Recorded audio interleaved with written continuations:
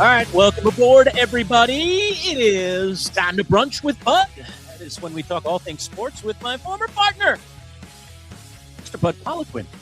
Today's broadcast brought to you, as always, by our friends at Cam's Pizzeria, where it is always love at first slice. Of course, we are presented, Man Child Show with Boy Green Digital, presented by that big sponsor you see above us there in the center, Northeast Roofing Professionals. You want to get your roof done and you live in the DeWitt, Fayetteville, or the surrounding areas, Northeast Roofing will get the job done. They are terrific. And if you want to get them online, it's NERPCNY.com to get in touch with our friends at Northeast Roofing Professionals. You may want to schedule that roofing checkup, now for the spring and summer, especially if you're thinking you might need a new roof. So go see our friends at Northeast Roofing Professionals. All right, without further ado, let's bring him in, talk all things sports. It's the one, the only Bud Poliquin. Hello, Arthur. How are you? Gentlemen, it's a fine morning, a chilly morning, but good chilly morning to the two of you. Chilly morning. Beautiful setup, by the way, Bud. Wow, you've really upped the decor going on back there. Very nice. Because he's on the road. That's why. I've updated the locale too. I'm in Florida as we speak. He's making fun of us, is what he's doing. This is residing in Florida. These are not my digs. I just I want to be visiting friends in Florida too. I've thrown in here for a couple of weeks. So, let's react to the most obvious thing, Bud. It just happened a couple of days ago, and that's the Super Bowl. The Seattle Seahawks are indeed the world champions. You see Boy Green sporting the Sam Darnold old Jets jersey back behind him. And obviously very happy for Sam is Boy Green and many others. Give me your thoughts about the Seahawks and their domination. And it was defensive domination for sure. Ended up being domination on the scoreboard too, with some late scores, particularly by the defense. Give me your thoughts on how Super Bowl 60 played out in Santa Clara. Well, at the risk of sounding as if I'm denigrating the New England Patriots, and I don't mean to, but it's pretty clear in my view from what I saw that they were revealed to be who they are. That was not a 14-3 team. I know they were. I'm talking about regular season now, and I know they're 14-3 during the regular season. But everybody knows about the schedule. We've talked about in this podcast. I don't want to get into chapter and verse of what we've talked about, but the facts are that they played 11 games against teams that ended up firing their coach at the end of the year. And then they played 2 more against the New York Jets, who were terrible and didn't fire their coach. So they played 13 of their 17 games against very bad teams. And they were smart enough and good enough and well coached enough and talented enough to take advantage of a very, very, very poor schedule and erecting a fabulous record that did not accurately represent what they were. I think yesterday's game was more reflective of how good the Patriots were, and that is not so very good. In the relatively speaking, I mean, they're better than the Jets and they're better than the Raiders and all that. I get that. But that was really not a Super Bowl team. And I don't think they played poorly. I think the other team forced them to perform the way they did. And in the playoffs, they played 4 teams. And those 4 teams are in the top 6 of defenses in the NFL. Mm-hmm. So I think they ran into reality more than anything else. And I think if that game is played out 10 times, Seattle wins probably 8 of them. So what did I think? I thought that what we saw could have been closer to 36-0, because remember, Darnold missed a guy wide open early. I mean, wide open. Ooh, and so if he catches that, he's gone. So, and the last 2 touchdowns by the Patriots were, so the game felt more like 36-0 than 29-13, even though 29-13 was a beatdown enough. The last thing, and then I'll give the floor. I read something in ESPN just today, maybe it was yesterday. They ranked the top 60 winning teams of the Super Bowl era. Yes, right. And rated them 1 through 60, good through the 60th worst. And they've got this Seattle team number three in the history of the Super Bowl. Wow, that's pretty heady. But this Patriots team was not prepared to beat or even compete with the supposed 3rd best team in the history of the Super Bowl era. So, Bud, just to make sure I'm picking up what you're putting down, because interpretation is key. Drake May is the most overrated player in the NFL. Drake May, again, I've got very rough stats in my head and somewhat of a preparatory thing for here. He had 70 some odd % completion rate during the regular season. Correct. In the playoffs, it was 58%. Yeah. He had so many interceptions, and their minimum, I think he had 8 in the entire regular season.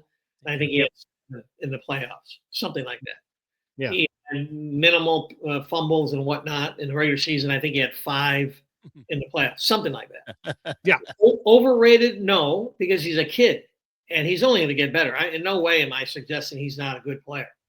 But the idea that he was maybe the second best player in the league, according to the MVP vote.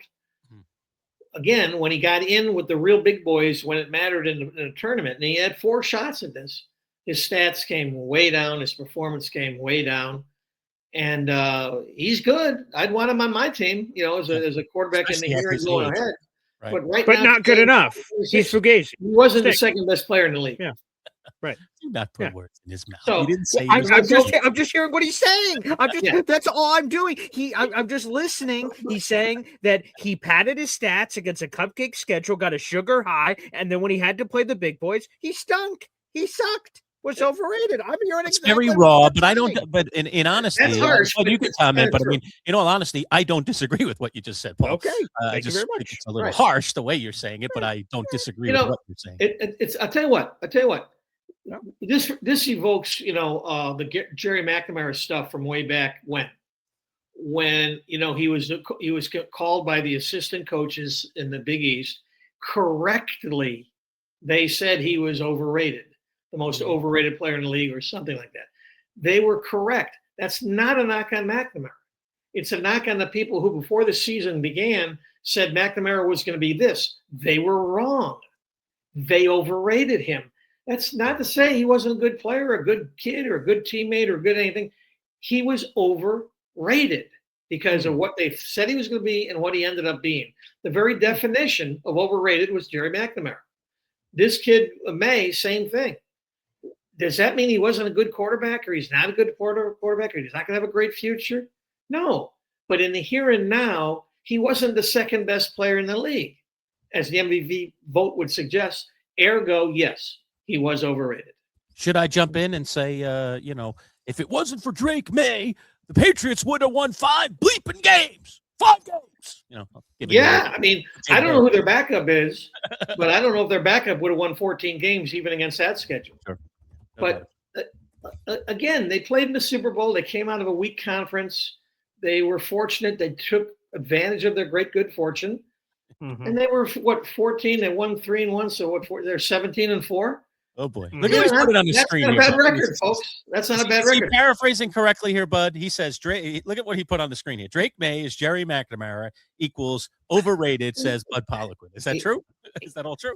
That's true. But again, what people do, what people do, is they take that word overrated and they turn that into an insult. Boy, people insulted Jerry McNamara.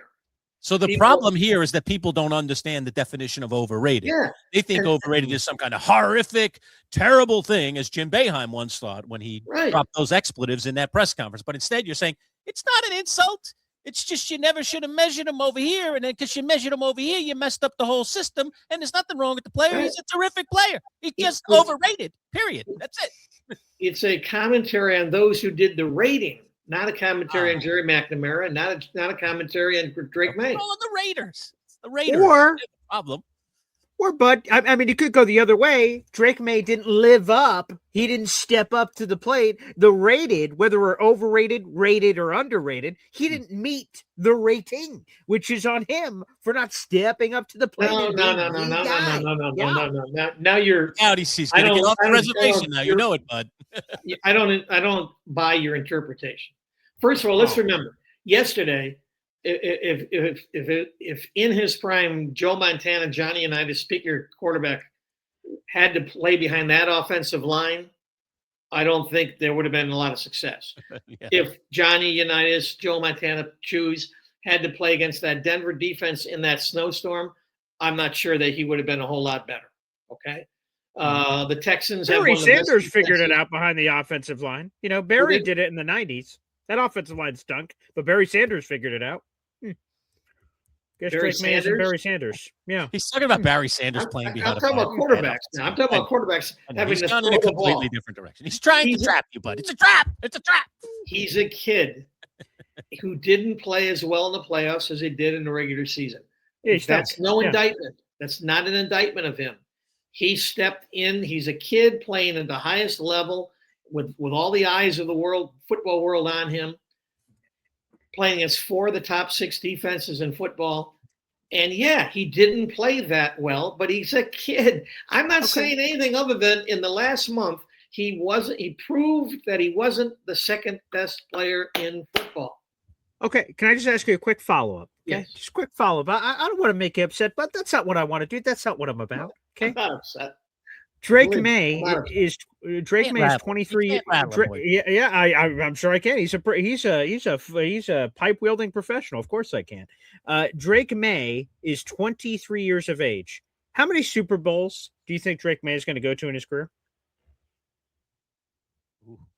He might not go to another one. Well, that's what Dan Marino would say. That's right. He went his second year. It's like, oh, this is great. Can't wait to go back. Not untrue. Sorry, If- Danny. You never If went anybody was to say that Drake May back. Mhm. is going to go to 4 or 5 Super Bowls before he's done and win 2 or 3 of them, sure, you can say that. I don't care. You can say anything in this world. But why would you say that? What's the basis of that? I don't know. He may never go again, or he might win 4 of them. I don't know. He's good. I'd want him on like, for instance, I'm kind of a Steelers fan. They don't have a quarterback. Would I rather have Drake May than anybody who they're going to toss out there next year? Of course I would. He's going to be a good player. Doesn't mean he'll ever go to another Super Bowl. Yeah. All right, let's go If he from. could- I'm sorry. No. The only thing is this: if he couldn't do it this year with no Patrick Mahomes, no Lamar Jackson, no Joe Burrow, when the hell ever is he going to do it? So the fact of the matter is, he had his chance. And Bud, we talk about this all the time, right? Teams that make it to the Super Bowl, and we have these conversations. The team that wins, like, oh, dynasty, they're going to be here for a while, and the team that loses, we'll see what happens. The Carolina Panthers 11 years ago, they went to the Super Bowl, league MVP with Cam Newton. Haven't gone back. Falcons league MVP, Matt Ryan. Oh, they're going to be here forever. They never went back. Sometimes these teams make these pops and get all the way there, and then they never come back. So, hey, you got to take advantage when you're there. And they didn't. That sucks to suck. Okay, I agree. They're 14 through regular season. Next year, they could be 11-6. They could be 12-5. Sure. They're not going to be 14-3. That's not going to happen. Hey, by the way, Bud, and to all of you out there watching this video, this coming weekend, this Saturday, is Valentine's Day, Bud.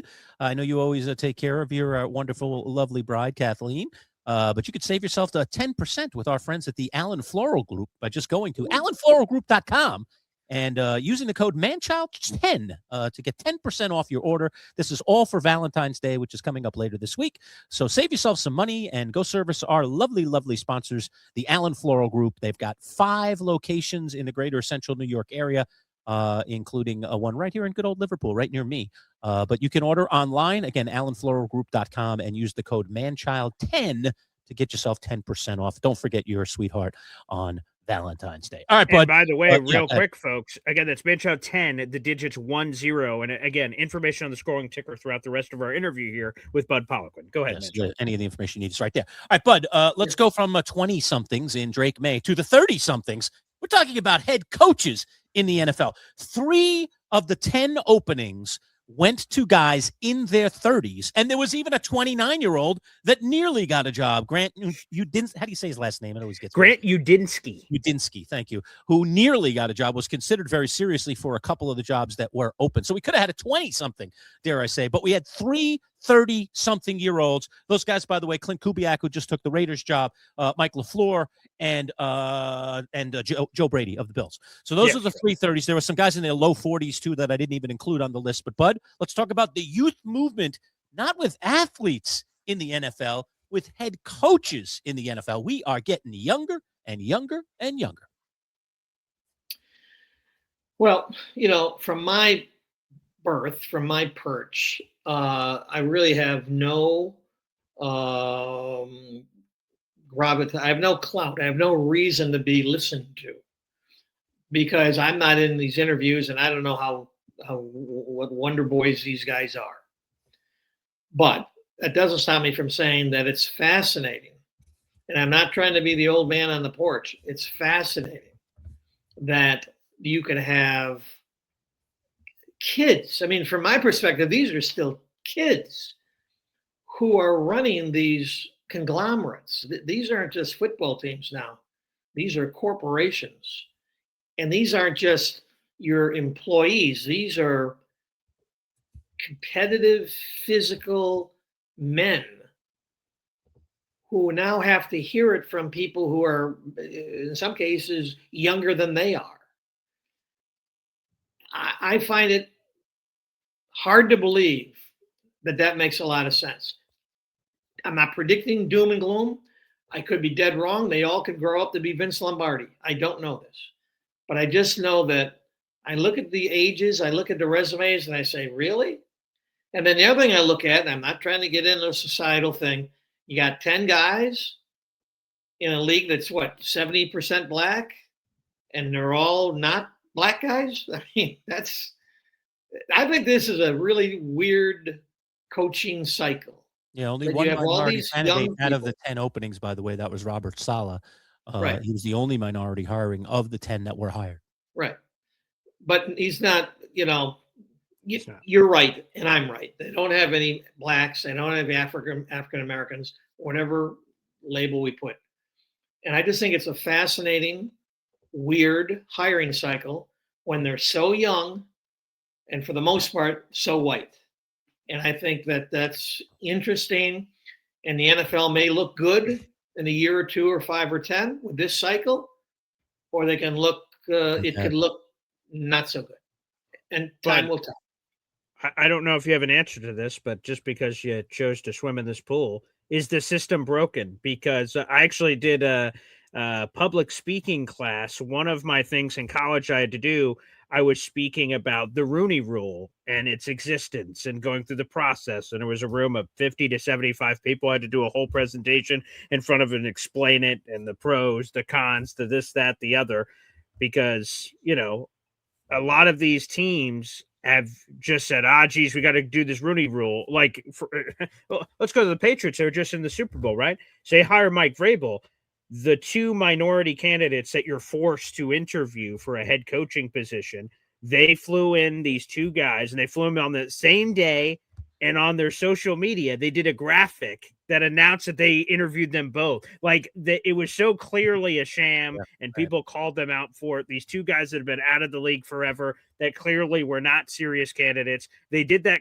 So the Patriots last cycle were the last to have an opening, like they did it the latest, and they were first to have the hiring, so they had such a short window, and clearly they just had their guy in Mike Vrabel and went through the process and did it. So some people, like the Patriots, to use as an example, they check off the box of the Rooney Rule, not to interview the diverse candidates, but because they have no choice, they have to, but they knew they were hiring Vrabel. Is that system broken? Because the Patriots aren't the only team that's ever done it. I'm not trying to paint it that they are, but they were a clear example of someone that did sham interviews just to go through the process to hire a guy. Is this system broken, Bud Poliquin? Well, I don't know if you can break something that, and I'm not trying to play, be a word guy here. Mm-hmm. But you're asking if it's broken, and I'm not parsing your words, but I guess I am. I don't know what was broken because I don't know if they had anything. If I throw a bottle on the ground, I had a bottle in my hand and now it's broken in glass on the ground. What would the NFL have had in their hands in this coaching hiring dilemma before you can say, wow, it's broken? I don't know that they've ever had anything, including the Rooney Rule, that indicates that, this is indication it's broken. I think it's indication that there's something wrong. It doesn't seem logical. That's a good word. It doesn't seem logical that you can have 10 openings and no black guys get hired. In fact, they have 32 teams. So I think there's 3 black coaches. I think there's 3. At the moment, Aaron Glenn, Todd Bowles, and I'll have to think. Sure now it's Tomlin out. Are we down to 2 or is somebody? And maybe it was 3 this past. The Texans, D'Amico. Oh, Oh yeah, D'Amico. Texas. Yep. They Yeah. got three. They got three now. They had four. Now with specifically to the Patriots, guess what? They hired the right guy. He's coach of the year, and they went from Apparently, right. 4 wins to 17 wins. That's a pretty good hire. So they can't be indicted, I don't think, but the league can be indicted, and I'm not sure what the answer is. You can't force somebody to hire. There's a country song out there. I can't make you love me if you don't. And you can't make the NFL teams hire somebody they don't want to hire. Sure, of course. But so I don't know how you get them to hire people who they themselves, the owners and the GMs, don't want to hire. And you can't tell me it's qualifications. You can't. No, I think the issue, I don't know how to solve this, Bud, but I feel like the issue is a pipeline issue. We don't have enough black coordinators, and normally it's a level of progression. You go from position coach to coordinator. You do that job well enough for a long enough time, you become a head coach. Yeah. But these 10 coaches they just hired, not all of them were coordinators. No, that's correct. Right. Just because that's the natural process doesn't mean anything. Right. To your point. If I'm a black guy and I'm a coach, yeah.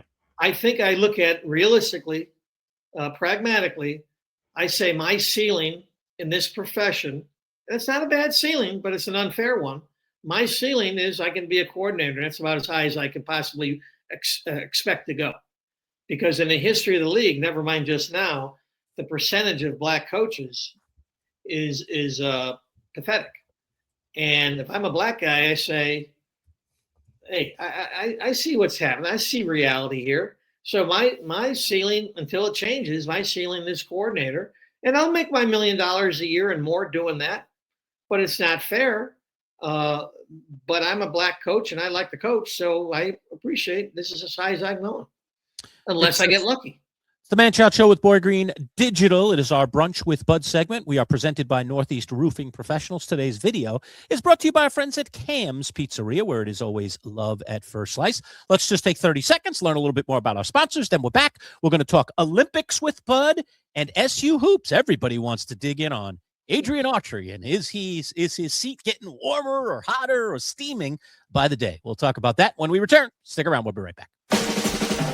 When you think of Cam's Pizzeria, think about two of your favorites, their zesty buffalo chicken wing pizza or their tasty chicken bacon ranch. Over 16 specialty pizzas made fresh daily with the best ingredients. Indulge in their homemade calzones, subs, wraps, salads, and their famous cannolis for dessert. They're all made with love just for you. Order online for 10% off at camspizza.com. Locations in Camillus and Oswego. Cam's Pizzeria. It's love at first slice. Finding the right local roofing company can be tricky. You don't want to hire the wrong roofers, or you could end up spending a fortune on repairs. The pros at Northeast Roofing Professionals can ensure your home is protected by a strong and sturdy roof. Locally owned and operated, over 30 years experience, free estimates, and competitively priced. Don't settle for an inexperienced roofing contractor. Turn to Northeast Roofing Professionals. Discounts for military and first responders. Reach out and let them put a sturdy roof over your head. NERPCNY.com. NERPCNY.com. All right, we are back. Man Child Show with Boy Green Digital at MC Show Digital. Don't forget, hit that like button and subscribe. We'd love for you to be one of our subscribers, our growing community. We even have membership on our channel right now. You can even support us by becoming a member. And you see the scroll below us as well. Valentine's Day this Saturday, this end of this week. 10% off if you do business with our friends at the Allen Floral Group. You go to allenfloralgroup.com for online orders only and use the promo code MANCHILD10, MANCHILD10. And get yourself 10% off and buy yourself your lovely, I should say, some flowers, and you get those Mylar balloons and some stuffed animals. They got it all at friends at Allen Floral Group with 5 locations in the greater central New York area. All right, we are brunching with Bud Poliquin. Bud, I want to spend a little bit of time talking about SU basketball. I mean, man, it is the talk of the town around here, and it's not pleasant talk. The talk is mostly about the coach and whether he is clearly on a hot seat. Another loss for Syracuse against Virginia the other day. So let's talk about that, and let's talk about where this team stands. And do you see Adrian Autry climbing out of this hole, or is the hole just getting deeper and deeper? No, it seems unlikely that he'll be back. This is, after all, hard, cold business. Why you want to be a coach, I don't know, because there's no security. I mean, once they make their money, then they get fired. I mean, Adrian Autry is set for life. If he's invested correctly, he's set for life. So, I mean, I don't feel sorry for him. But also, it's a tough business. It's tough. Money aside, it's a tough business. Will he be back next year? There's no reason to think that he will be. He's 27 and 30 in these last year and 2/3, whatever it's been. It doesn't seem like he's going to win many more games going forward. It doesn't seem like he's going to win his way through the ACC fundraiser at the end of the year and make his way into the big tournament. So can you really go, this will be the 5th year in a row that Syracuse is out of the tournament and not make a change?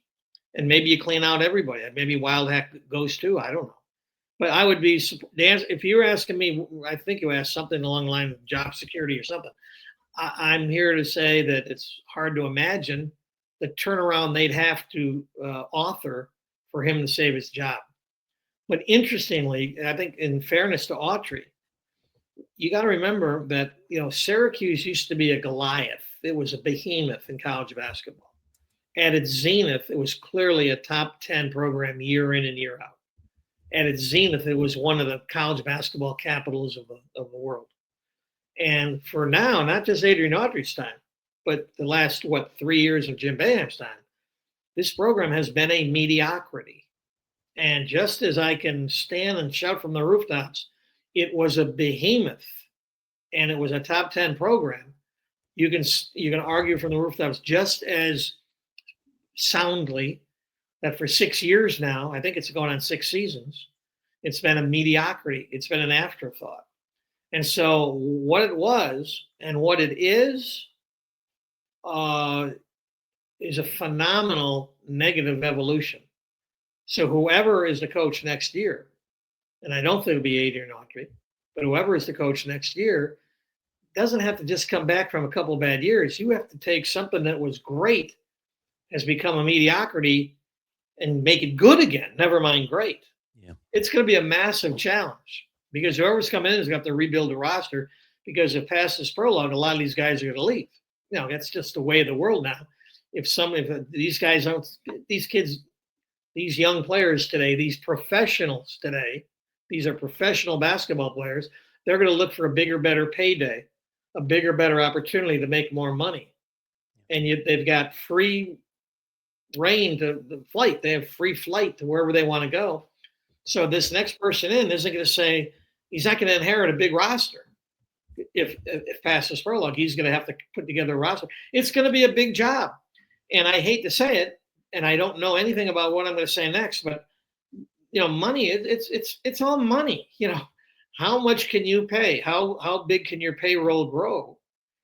And if you don't have the money, you're not going to be able to compete with people. So do they have the money? The next guy in has to know that, and he has to believe that the money is coming in somewhere. I think that's gross. I think that's an obscenity, but that's the way it is. Money talks like never before in college, in professional sports, of which college now is a member of that universe. I like the way you frame that. Yeah. Well, I'm not going to go crazy. It's simply stop the student. I'm not saying you guys, but stop the student athlete nonsense. It was nonsense when it was fairly true. Now this is professional basketball.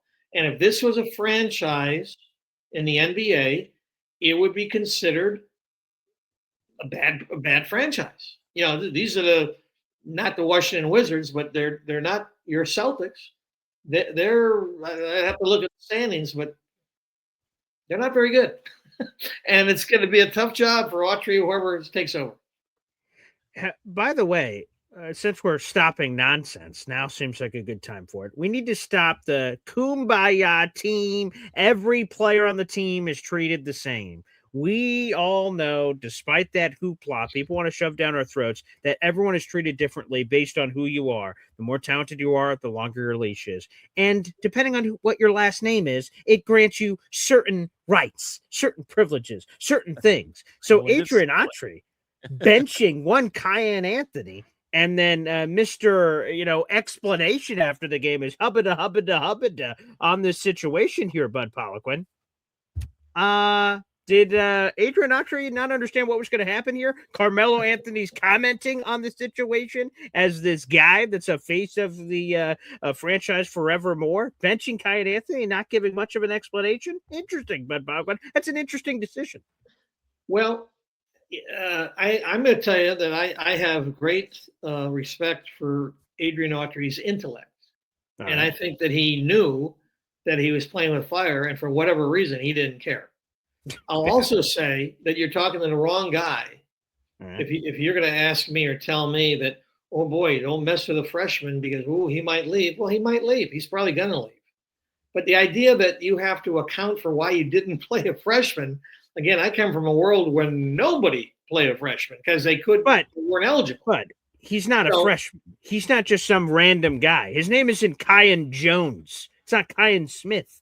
It's Kyan Anthony. And benching him has ripple effects. That has a program image. All of those things. Carmelo Anthony is the father of this kid. If you make him angry, I mean, maybe Autry doesn't care because he's burning in hell in terms of his basketball head coaching career. So maybe it doesn't matter at this point. But I don't know, man. That seemed like an odd choice. It was odd. But the one thing that I've always respected coaches, I've given their respect that they're the ones.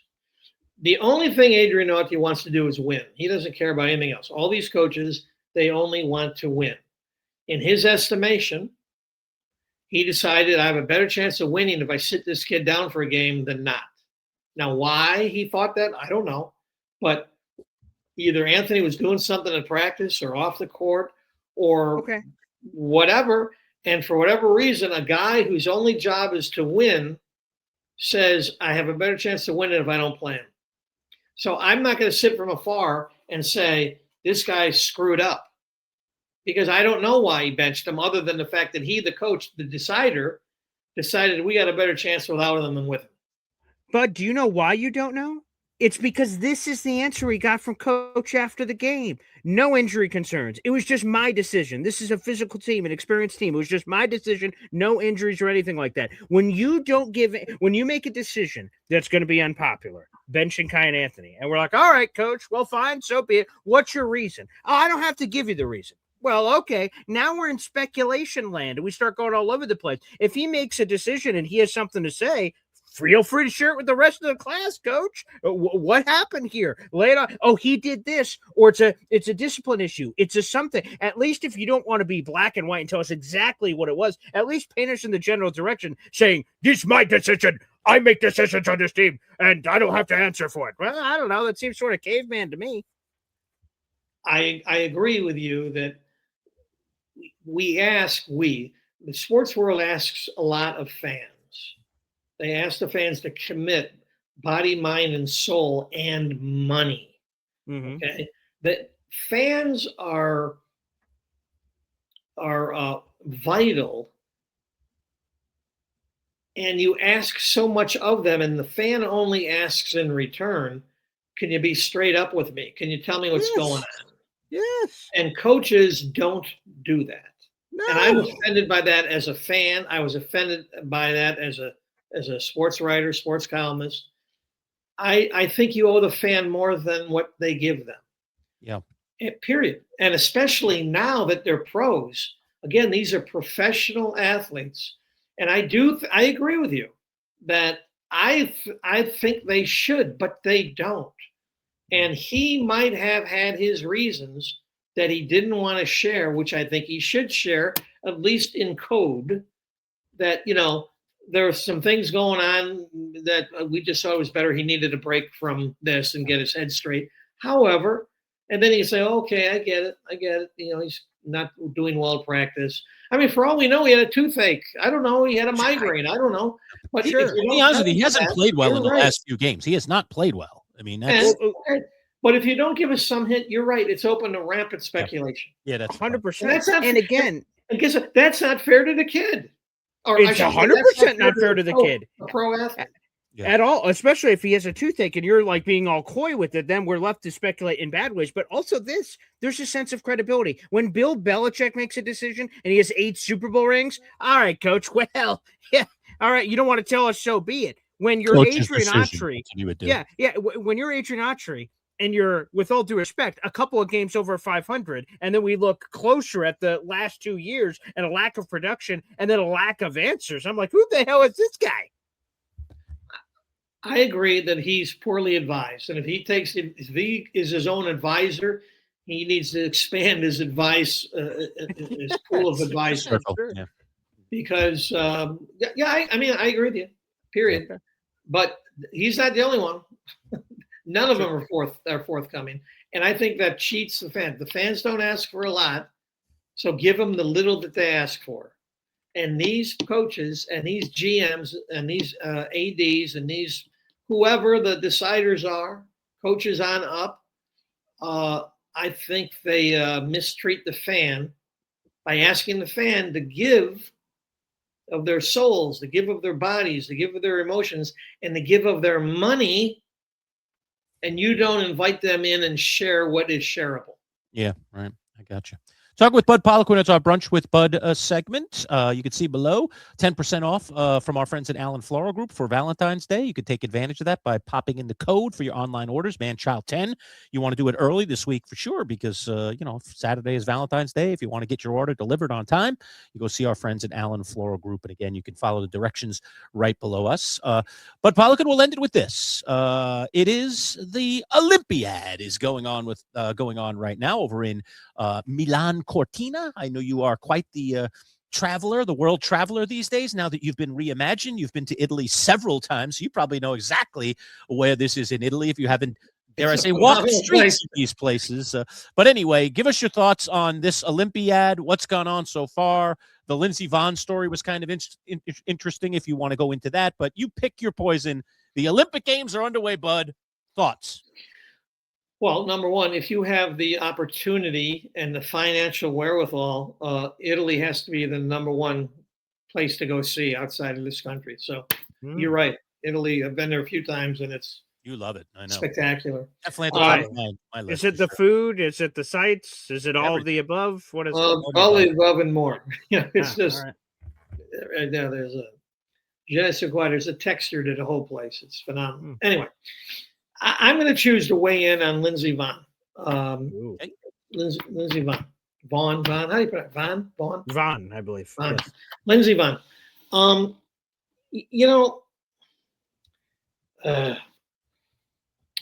want to be as delicate as possible here. Okay, because you're going to go into the whole Tiger Woods girlfriend thing. Where are you going with this? No. Oh boy. I'm going to say that Tiger Woods girlfriend. We're all, for the most part, everybody is kind of extolling her courage and her gumption and you hate her the word courage in sports, commitment. Bud. I know that. I know you hate the word courage. Oh, is it that take? Don't even her commitment, all that stuff. Mm. And I say what she tried to do, I'm not going to say stupid, but I think it was foolish. She just had not a catastrophic, apparently, but a serious enough injury, 9 days earlier. And she's going to go down the side of the mountain. Those people are crazy. I mean, they're phenomenal. You've never seen a downhill course? Like I've seen one. I've been on the side. Are you kidding me? I've covered the Olympics, and I know how. So fast. you know what it looks like. Crazy. I wish I had my head to miles per hour. I don't know what it is, but it's women's they get up close to 80. Yeah, it's like a speeding car. Yep. On ice with trees all around. It's death defying, quite literally. Now people aren't dying, but that's the grace of God. Anyway, what she did was foolhardy rather than courageous in my mind. And I think that the people in her circle should have said, Lindsey, you're 40 some odd years old. You got one knee that has some sort of titanium, titanium. You got a fake knee on one, and you've got now a damaged one on the other. And you're going to go down the side of a mountain at 80 miles an hour and think that this is wise, to think that this could possibly work. And she was out for 13 seconds, and the leg and the body said, no. and she's on the side of a mountain with a broken leg, screaming in pain, and has to get helicoptered out. And everybody rightfully, properly was sad, silent, anguished. Yes. And I watched it, and I was silent and anguished and all that. But then I step back and say, is anybody surprised by this? And why did she do it? And why didn't somebody stop her? Her dad is now saying, if I have anything to do with it, she's retired. She's never going to do that again. Mm-hmm. I think Dad should have said that before the race 9 days ago. When I'm still going to do it, Dad. I'm going to give it a shot. Nothing good's going to happen here now, Lindsay. So I hate to be the guy who, and I'm not jumping on her because I do applaud athletes and competitors. I applaud her commitment and I applaud her belief, self-belief, and all that. But the body wins. The body and Mother Nature wins. 41, 42. 41. Going on that knee after it was not a good day. And it was not a good day for the people who should have gotten in her way and said, no, you're not doing this. You can't do this.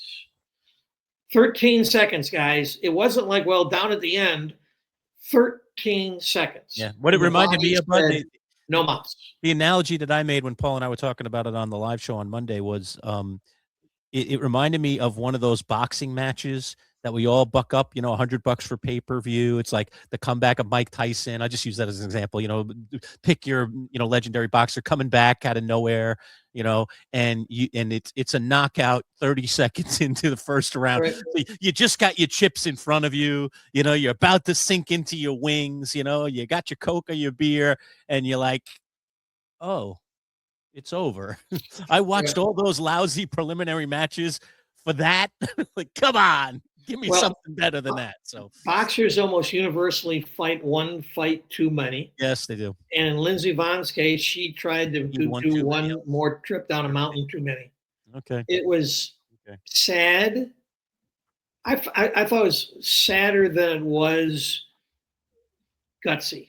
I think it was like, come on, that wasn't smart. Right. And I feel bad for her, sure, but not smart. I get it. And anyway, other than that, the Olympics are. I remain fascinated by what these people do going down these mountains and going down the luge chute and all that. It's like these people they're crazy. You fan of the quad god, the male skater Ilya Malinin, who does those quad jumps. You into that too? Well, ice is hard. Okay, you fall on ice. I give them credit. They're fearless. They should have more fear, but they don't. And I guess that's a quality, but I'm not sure I would agree that that's a good quality to have. I think fear is probably a good thing. I know this is a big question, but you mentioned it. You've covered several Olympics in your career. Do you have like one memory that sticks out? One thing that you saw? One thing that you experienced in person? This is a Boyd Green question. Whoa. I was just about to say. I know it is, but I also as one of Bud's people. Yeah, as Because, one of Bud's people, I'm being informed he does not like these kinds of questions. Yes, generally doesn't, but we're on it, and I think it's interesting because there aren't too many people I know that I have regular conversations with that have covered multiple Olympics and have really experienced the Olympics. I watch it every year. I've watched it since I'm a little kid, but the only place I've ever been with has been Olympics is Lake Placid, and it wasn't during the Olympic Games. So give me your thoughts, if you have one on. Well, first of all, I was allowed. I don't know if I earned the right, but I was allowed to have a great run, and it included the Olympics, winter and summer. Yeah. Literally, the one Olympic moment that comes to my mind when you said what you said isn't a Winter Olympics, it's a Summer Olympics, and it was. I'll never forget seeing Greg Louganis in person, going off the platform or whatever he went off. And when he would do his twirling and this, that, and the other on the way down, and then he'd hit the water, and I'm telling you, like a drop, just a drop. It's you say, wait, what? That's impossible. First of all, he's a big, strong guy. Number one, not necessarily wasn't really tall. I think he was like 5'10", 5'11". Yeah, but he had this chiseled body, so it wasn't like he's like a little sprite going in the water. I mean, he was a big guy. Woo, woo, woo, woo, woo. A drop. a drop, another drop. That's it. Phenomenal. What was that sound like when he hit the water? It's like nothing. I mean, Was it it's almost like your electric silent? car. You're still driving a Prius or whatever you're driving. It Mhm. doesn't make any noise. Yeah, when you're on the when you're on the electric, man, people Sneaky, like yeah. you So just sneak up on people. he's It's crazy. a Prius. Yeah. Now on the winter side, I would say that seeing either the downhill, which I was right on the side of the mountain, or seeing these crazy people flying through the air, the ski jumpers. Yeah, You got to see that in person on the Yeah. side of a mountain yeah, and that's say great. that's insanity. That is insanity. And I marvel at even the divers going like that. When they do all this, their heads are coming inches from the platform. It's insane that what these guys, Oh yeah, what right. these women do. Cement So platform, and they miss it by inches. yeah, Is, flipping 15 times. What? Yeah, so they're freaks, man. They're freaks. That's for sure. yeah, downhill skiing and the ski jumping in the winter, and the diving from the platform in the summer. I'll never forget it. And then the noise that these people make coming down to ski when they're skiing downhill, the noise, because that's not snow. They're coming down on ice. That's not powdery snow at Toggenburg or Yeah, wherever. yeah. I know that's closed now, but It's ice. that's ice. And they're clattering as they're going. It's What a sound, right? it's remarkable to watch. It I really mean, you is. say that Leganis thing that when he hit the pool after all those flips and this this Drop. muscular guy, Right. you could barely hear the sound, and it reminds me of the one thing I experienced. It wasn't in the Olympics, but it's a sport that is a sport in the Summer Olympics, and that's the marathon. And I went to a marathon, and I watched the Kenyans go running by, at the front of the pack. The Kenyans, or there's a lot of great Kenyan runners over the years, and it was just like three of them, and they ran by me, and I watched them run by, and I didn't hear their feet hitting the ground. I was like, and then other runners came after them, and it was like the sound of sneakers hitting pavement. But when the Kenyans ran by, it was like, Yeah. I was like, are they flying? They're not even like their feet hit the ground so lightly, and they're back off the ground before they hit the ground. Almost, it's like another world just to experience that. I thought I was like, am I hearing right? Is there something wrong with my ears? Like, it's crazy. So probably Well, something similar to when what you saw with, see Leganis. when you see world class runners like on a track, and they're going around the track, and you hear them and see them, they're this phenomenal running engines. They don't run like the three of us run. No, they don't. They have a whole different world. And then when you see the hurdles, and you see these people go over the hurdles at the speed, Yeah. and they're just kind of skipping over them. They're barely clearing, but they're clearing. Mm. You just say that's not even human. How do they do this kind of stuff? I thought you might say, when I asked you that question, I thought you might say, you saw one of those 100-yard dashes because, the fastest man in the world, and seeing it's them incredible. go You from can't like even that imagine. stance to like they only get straight up like halfway through the race. They're still in this low crouch that's just slowly rising. They finally get upright. It's like they're already halfway down the track. It's like, what? They say, and there's some truth to it, that TV made football. But TV can't tell you, you can't imagine these skiers and these runners with what you see on TV. You've got to see it. You got to feel it. You got to. It's a different world. You just say that. Wait, what? What did I just see? And the hurdlers, you watch that and you just can't put it together mentally. How they do what they do. You just can't. You say that's. First of all, like any one of us, we would try to jump over one of them, and we'd fall on our face and knock the thing down. But the idea that they jump over, they clear, and then they clear another and another and another and another. Full speed. It's like that's no, that's not human. They're not real.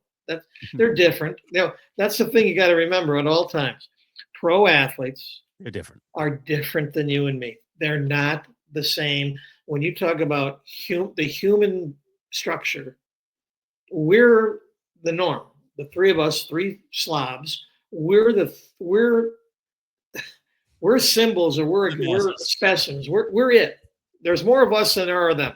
And those guys and those women are so different than us that you can't even begin to imagine. That's why I get a kick out of these athletes that go into the schools and they say, hey, everybody, if I can do it, you can do it. That's the stupidest thing ever said. You know, and they all say the same thing. If I can play in the NFL, you can do it. Just eat all your peas and do your work and hit the weight room, and you could do it in the NFL just like I did. No bigger lie has ever been told. So, all right, Arthur. People. Those Olympians are in a whole world by themselves. We'll have a whole week of Olympics to recap with you next week, and I'm sure there'll be some other happenings as well. So thanks as always for another episode of Brunch with Bud. And this is said in complete ignorance. Okay. Well, what you guys might be able to do, and what I might be able, we could make the Olympics as curlers, maybe. It's funny. I was going to ask you, Bud, like while we're in the middle of that, what is the Olympic sport that we had the best shot at? Curling. Like somewhat being curling. competent. Okay, curling. Okay. I don't know. What's that fast, though? I don't know. I can push a broom with like anybody. I could do that. You sure. You That's can the silliest thing I've ever like seen. anyone, huh? You can't. That was on my list. That was on my list today. That's funny. All right, boys. I've seen it in person curling. It's pretty interesting. All right, Bud. Thanks as always. Another episode of Brunch with Bud, as we say, in the books.